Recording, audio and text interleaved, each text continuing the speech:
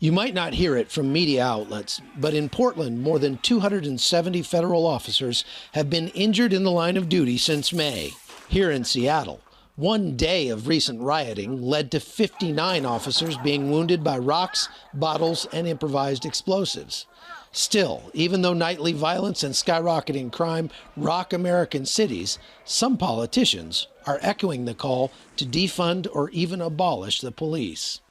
Here, business owners board up stores for protection from groups like Antifa, while their city council members demand more cuts in police budgets. So today I am unveiling our budget proposal, the proposal from my office, from the People's Budget Movement, to defund Seattle Police Department by 50% right now for the rest of the year of 2020, and to take that money and invest in Black and brown working class communities.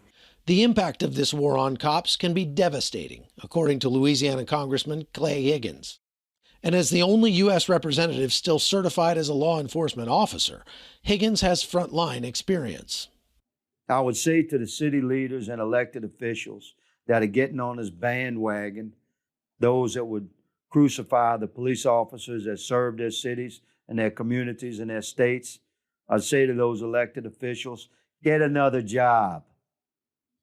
One that doesn't come with an oath.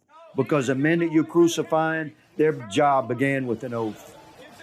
And that oath was not to a mayor or governor or chief or marshal or sheriff. It was an oath to the Constitution. It's easy for you to say with your security detail that we're going to abolish your police department. What are the communities that you're supposed to represent? What are they going to do when crime happens? You're going to call a social worker at 2 o'clock in the morning to respond to violence? You know what that equates to? That social worker becomes another victim. Higgins believes up to a third of all cops in some districts could resign in the coming year, leading to dire consequences. You got maybe 1 million certified cops across the country. No matter what happens now, if we flip the switch in the other direction, they've already come under so much fire, unrighteous fire. Cops, their families are being eaten alive by the communities that they serve, by politicians and corrupt media. They're going to leave. And it's already happening. Seattle Police Chief Carmen Best posted this open letter to the City Council on August 3rd, writing, "Before this devolves into the new way of doing business by mob rule here in Seattle and across the nation, elected officials like you must forcefully call for the end of these tactics."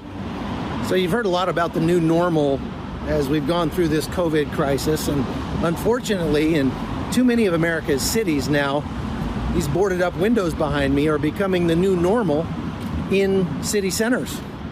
You know, the most ironic thing about this boarded up building? It's a Starbucks coffee roaster here in Seattle, where they're based.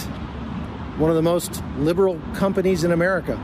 But even Starbucks is not immune to the predations of the mob. Our nation will not make it as a nation without a strong, standing police force across the country. And these cops have options.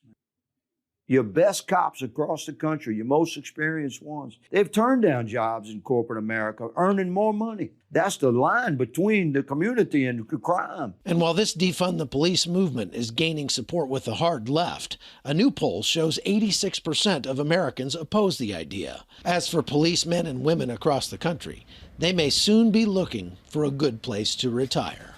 America needs police because men are imperfect. You do away with police departments or cut them to the quick, evil will take over. Crime will run rampant. Chuck Holton, CBN News, Seattle, Washington.